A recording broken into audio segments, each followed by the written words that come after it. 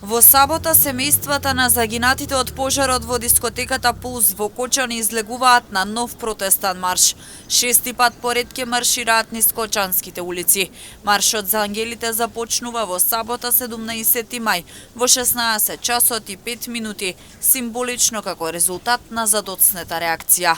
Маршот ќе започне од паркот на Револуцијата и ќе продолжи кон трговскиот центар, пред општина Кочани, потоа кон полициската станица и пред основниот суд и обвинителството во Кочани.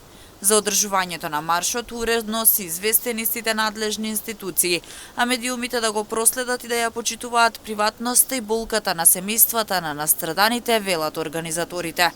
Семејствата на починатите од пожарот, освен во Кочани, маршира и во главниот град, каде побараа правда и одговорност за нивните ангели.